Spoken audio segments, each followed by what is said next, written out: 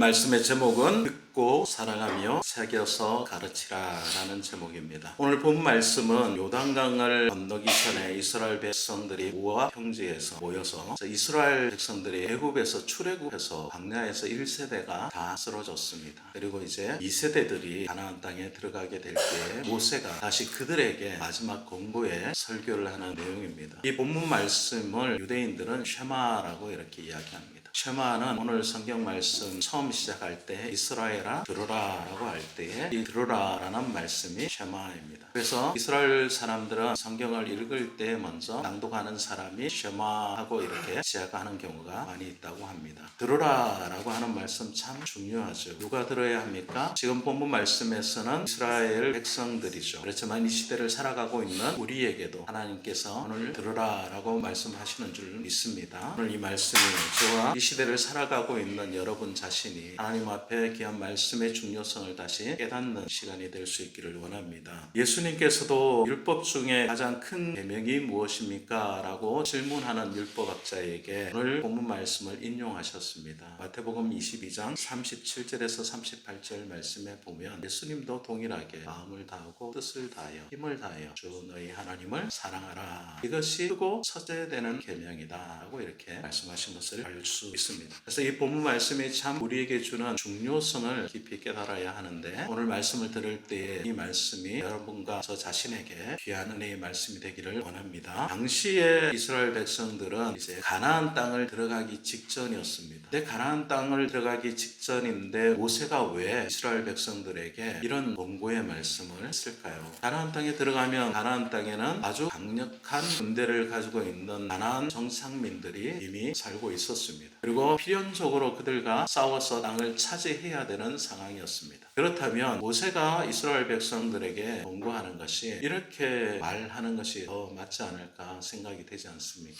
여러분 용기를 가지십시오. 싸움하면 다 이길 수 있습니다. 믿음으로 잘 싸워내기를 바랍니다. 용기를 주는 연설이나 또는 그 싸움에 대한 동료가 있어야 되는데 모세는 그렇게 하지 않았습니다. 모세는 지금 가나안 땅에 들어가려고 하는 이스라엘 백성들에게 있어서 전쟁보다 더 중요한 것이 있다라는 것을 가르치고 있는 것이죠. 그 시급한 과제는 무엇이냐면 그들이 가나안 땅에 들어가서 땅을 차지하는 것보다 그들의 신앙의 정체성을 지키는 것이 더 중요하다는 것을 모세는 알고 있었습니다. 만약 그곳에 들어가게 되면 그곳에서 이스라엘 백성들이 살아가게 될 때에 그들의 올바른 정체성, 하나님의 백성으로서의 정체성을 지키는 것이 너무나 중요하다는 것을 모세가 알았기 때문에 이 신앙 정체성에 대하여서 마지막 설교를 하고 있는 거죠. 그래서 4절 말씀에 보면 들으라 이스라엘아 쉐마라고 이렇게 시작을 합니다. 그리고 이 듣는 것이 단순히 히브리적 사고 안에서는요 그냥 소리로만 들려지는 것을 말하는 것이 아니다라는 어떤 의미냐? 귀를 기울이고 소리를 듣는 그 내용에 순종하고 그리고 즉각적으로 반응하는 것까지 다 포함되어 있는 것이다 라는 겁니다. 그래서 어떤 소리를 듣게 될 때에는 그 소리를 들으라 라고 이렇게 말하는 것은 그 소리에 순종하는 자세까지도 포함되어 있다라는 것입니다. 하나님께서 모세를 통하여 말씀하시는 이 들으라라는 권고의 말씀은 이스라엘 백성들에게 단순히 소리로만 들려지는 것이 아니라 너희의 순종의 자세가 되어 있느냐라는 것을 먼저 겸비하고 있다라는 거예요. 왜 이렇게 들으라라고 권고하고 있습니까? 그것은 이스라엘 백성들이 가나안 땅에 들어갈 때 그곳은 많은 신들이 있었습니다. 그래서 그 가나안 땅을 풍요롭게 하기 위해서 가나안 땅 족속들이 섬기는 신들이 있었다라는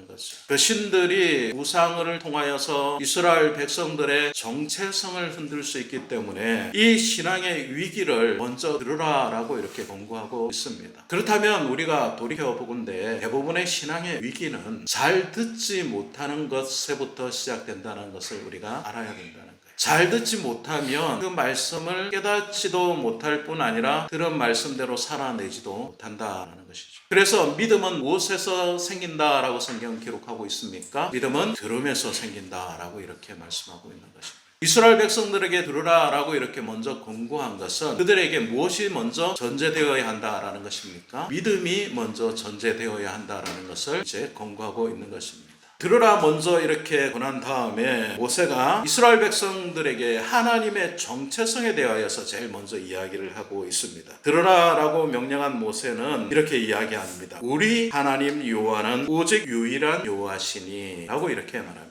여기서 유일하다라는 것은 단순히 하나다, 숫자적으로 한 개다라고 이야기하는 것이 아닙니다. 이건 나뉘지 않는다라는 의미를 가지고 있어요. 하나님은 나뉘는 분이 아니다라는 거예요. 이방 땅에 있는 가나안 땅에 있는 여러 신들은요, 각자의 능력에 따라서 나뉘어져 있었습니다. 풍요를 관장하는 신이 있었고요, 가산을 관장하는 신이 있었고요, 또 여러 가지 복을 주는 신들이 다 따로따로 있었다라는 것입니다. 그렇기 때문에 이 신들을 섬길 때에는 다 필요에 따라서 찾아갔다라는 거예요. 그런데 가나안 땅의 신들은 그랬지만 우리 하나님은 그렇게 나뉘어져 있는 분이 아니다. 유일하신 분이다. 나눌 수 없는 분이다 라고 이렇게 이야기합니다. 그리고 그 다니엘성뿐만 아니라 가나안 땅에서 하나님과만 관계를 맺어야 되는 것이 바로 너희다 라고 이렇게 그들의 정체성까지 이야기하고 있는 말씀이 오늘 이 말씀이다라는 것입니다. 그래서 들으라 하고 나서 이스라엘 백성들에게 우리 하나님은 누구냐라고 모세는 다시 한 번 더 강조하고 있는 것입니다. 우리 하나님은 전지전능하신 분이고 너희와 유일하게 관계를 맺을 수 있는 분이야 라고 이렇게 말씀하고 있다라는 것입니다.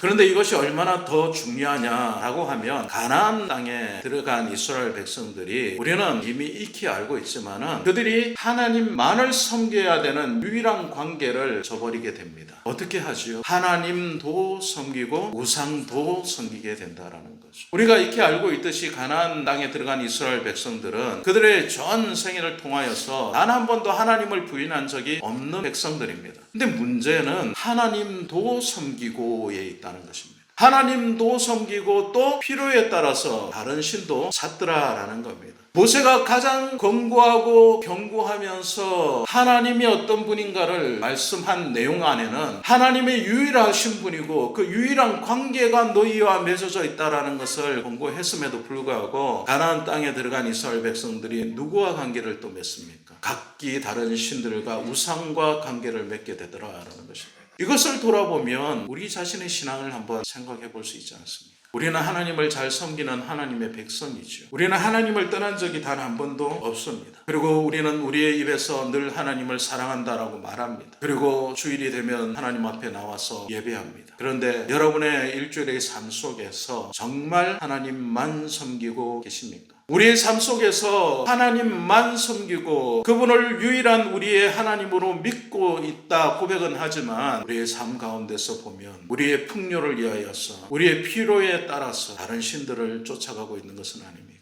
물질이라는 신, 성공이라는 신, 안정이라는 신, 인정이라는 신을 우리가 쫓아가고 있지는 않습니다. 쾌락이라는 신을 우리가 쫓아가고 있지는 않습니다. 우리의 삶 속에서 우리 자신을 돌아보면 정말 하나님만 믿고 있느냐 부끄러울 때가 있지는 않습니까? 우리의 삶의 중심에 과연 한 분 하나님만 계십니까? 그렇지 못하다면 가나안 땅에 들어간 이스라엘 백성들과 무엇이 다를 바가 있느냐라는 것입니다. 이스라엘 백성들은 가나안 땅에 들어가서 그들의 필요에 따라서 풍요를 원하고 그리고 또 풍성한 양식을 얻기 위하여서 우상들에게 절하고 그 우상들을 섬기지 않았습니까? 현대를 살아가고 있는 우리도 우리의 필요에 따라서 물질과 풍요와 건강과 우리의 안정을 위해서 다른 것들을 섬기고 있다면 이스라엘 백성들과 다를 바가 없다라는 것입니다. 그래서 모세는 이것을 너무나도 잘 알고 있었기에 이스라엘 백성들에게 광야를 지나온 이스라엘 백성들 2세대들에게 여호와 하나님이 어떤 분인가를 지금 강조하여서 전하고 있는 것입니다. 하나님의 정체성에서 이야기한 모세는 이제 어떻게 그 하나님을 섬겨야 될지에 대해서 5절 말씀이 이야기하고 있는데요. 마음을 다하고 뜻을 다하고 힘을 다하여 내 하나님 여호와를 사랑하라. 마음을 다하고 뜻을 다하고 힘을 다하여 라는 것까지는 이해가 됩니다. 그런데 사랑하라 라는 것은 조금 이해가 어렵습니다. 왜냐하면 뭔가를 지킨다라고 할 때의 그 명령은 강제성으로 될 수 있는 게 있고 없는 게 있습니다. 예를 들면 사랑하라라는 것은 명령한다고 되는 것이 아니라는 거예요. 마음적으로 동의하면서 그렇게 실천하는 사람은 많지 않다라는 겁니다. 그런데 왜 하나님은 먼저 이스라엘 백성들에게 사랑하라라고 명령하셨을까요? 그것은 그들 스스로 사랑할 수 없지만 하나님과 관계를 맺고 나면 사랑할 수 있는 존재가 될 수 있음을 하나님께서 말씀하고 있는 것입니다. 우리가 우리의 힘과 능력으로는 사랑할 수 없죠. 언젠가는 좋을 수 있겠지만 또 어떤 계기로 싫어질 수도 있는 게 사람의 관계다라는 겁니다. 그렇지만 하나님을 사랑하고 하나님과의 사랑의 관계 속에 있는 사람은 계속적인 사랑을 다른 사람에게도 베풀 수 있다라는 겁니다. 내가 먼저 하나님을 사랑하고 하나님의 사랑받는 자로 계속 존재하고 있는 것을 인식하고 있으면 다른 사람도 사랑할 수 있게 된다라는 것입니다. 그래서 먼저 하나님을 사랑하라라고 이렇게 요청하고 있는 것입니다. 그런데 사랑하는 것에 전제가 있습니다. 어떻게 하라고요? 마음을 다하고 뜻을 다하고 힘을 다하여. 마음이라는 것은 단순히 감정적인 자리가 아닙니다. 이것은 의지와 이성이 다 포함된 겁니다. 지정의가 다 들어있는 겁니다. 내가 하나님을 사랑한다는 것은요, 지적으로도 사랑하고 의지적으로도 사랑할 수 있어야 됩니다. 감정적으로만 사랑하는 게 아니에요. 찬양 부르고 뜨거워졌을 때는, 기도할 때는 격정적으로 하나님을 사랑하는 것처럼 느꼈다가 예배드리지 않고 집에 가서 혼자 설거지할 때는 투덜거리면서 하나님을 잊어버린다면 그건 의지적으로 하나님을 사랑하고 있는 상태는 아니다라는 겁니다. 내가 하나님을 사랑한다는 것은 의지와 감정과 지성이 다 들어가 있어야 된다라는 거예요. 정말 그렇게 사랑하고 있습니까? 우리는 감정적으로만 사랑할 때가 얼마나 많이 있습니까? 하나님을 사랑한다고 하지만 주일날 사랑하는 하나님 앞에 나오는 것이 얼마나 힘듭니까? 일주일에 한 번 하나님 앞에 예배 드리는 것, 여러분 의지적으로 행해야 될 일임에도 불구하고 그것조차도 사실 힘들어하지 않습니까? 지식적으로는 어떻습니까? 오랫동안 예수를 믿었다고 하지만 하나님에 대하여 얼마나 알고 있습니까? 우리가 성경에 대하여 얼마나 알고 있습니까? 20년, 30년, 40년 교회를 다녔다라고 하지만은 하나님에 대하여 깊이 있는 지성적인 내용이 내 마음속에 없다면 우리는 지성적으로는 하나님을 잘 모르고 있는지도 모릅니다. 뜻을 다하여 사랑하라라는 것은 우리 존재 자체를 하나님 앞에 드리는 것을 말합니다. 나의 호흡과 나의 욕망과 나의 갈망까지도 하나님 앞에 온전히 드려지는 것을 의미한다라는 것입니다. 힘을 다한다라는 것은 여기에 부사가 붙어 있어요. 매우 심히 힘을 다한다는 것은 매우 사랑해야 된다는 거예요. 힘을 다하여 사랑한다는 건 전력을 다하여서 사랑할 수 있어야 된다는 거예요. 그냥 대충 사랑하는 것을 의미하는 게 아니에요. 내가 기분이 좋을 때만 사랑하는 것을 말하는 것이 아닙니다. 내가 어떤 상태든지 에너지와 능력과 시간을 다 들여서 하나님을 사랑할 수 있는 마음이 있어야 된다. 그것이 힘을 다하여 사랑하는 것이다.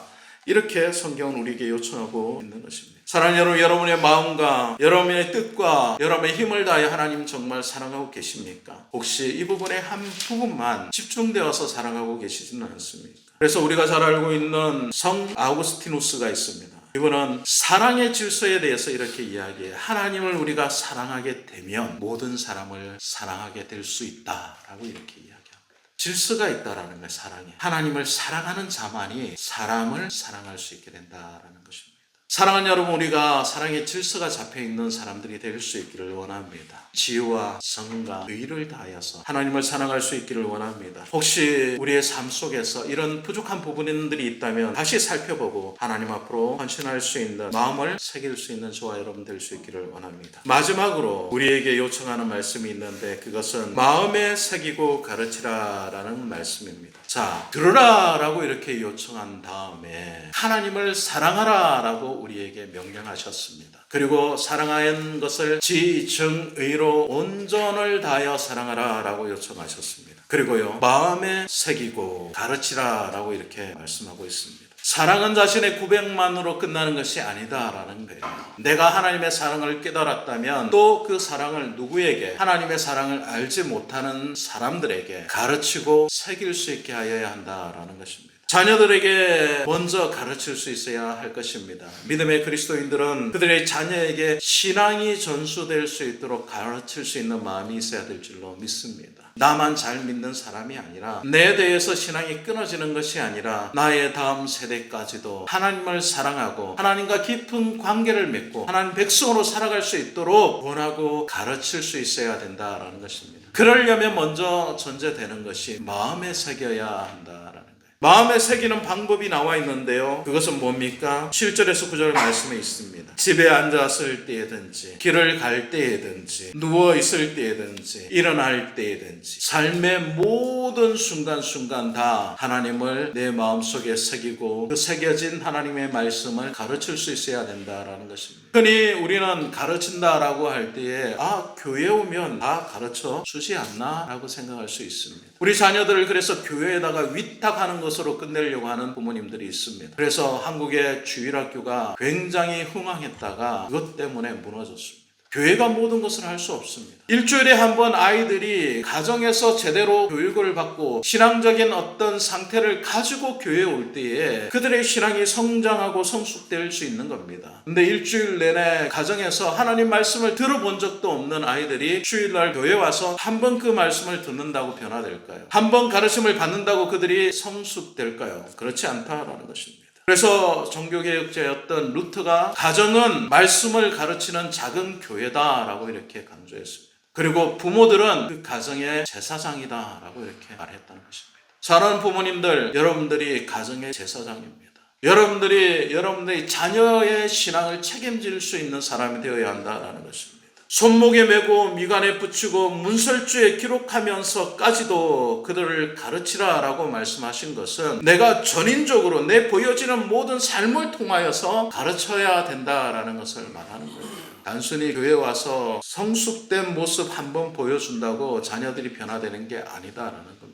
여러분이 가정에서 말하는 것과 여러분이 가정에서 생각하는 것과 내뱉어내는 모든 말들이, 행동들이 자녀를 가르칠 수 있는 신앙의 교재가 된다라는 것입니다. 그래서 내 마음속에 먼저 새길 수 있어야 된다는 겁니다. 내 마음속에 새길 때는 집에 앉았을 때든지 길을 갈 때든지 누웠을 때든지 잠자리에서 일어날 때든지 모든 순간순간 내 자녀가 나를 보고 있다라는 경각심을 가지고 그들에게 하나님 말씀을 가르칠 수 있어야 된다라는 것입니다. 그것은 단순히 내 입으로만 가르치는 것이 아니라 삶으로 가르치는 것을 말하는 것입니다. 내 삶의 모습을 통하여 가르친다라는 겁니다. 7절 말씀해 보면 부지런히 가르치며 라고 이렇게 말하고 있습니다. 부지런히 가르친다라는 것은요, 돌에다가 정으로 새기는 걸 말하는 거예요. 그게 부지런한 거예요. 여러분, 정으로 돌을 한번 탁 두드리면 글자가 뿅 하고 나타납니까? 그런 경우는 없습니다. 글자 하나 새기는 게요, 부단한 시간과 노력과 힘이 들어가야 하는 겁니다. 자녀 신앙적으로 교육하는 게 그와 같다라는 겁니다. 마치 돌에다가 새기듯이 신앙으로 새길 수 있어야 된다는 거예요. 그래야만 그들이 하나님 말씀 안에서 바르게 살아갈 수 있다는 거예요. 한번 찔끔하다가 포기하는 게 아니라 지속적으로 반복적으로 성실하게 가르칠 수 있어야 된다. 그럴 때 그들의 삶이 변화되게 되고 그들이 하나님의 가치관을 가지고 살아갈 수 있는 하나님의 백성이 될 수 있다는 것입니다. 사랑하는 여러분, 우리는 듣고 사랑하고 마음에 새기고 가르칠 수 있어야 될 것입니다. 여러분들은 하나님 말씀을 지금 잘 듣고 계십니까? 그리고 유일하신 그분 하나님을 사랑하고 계십니까?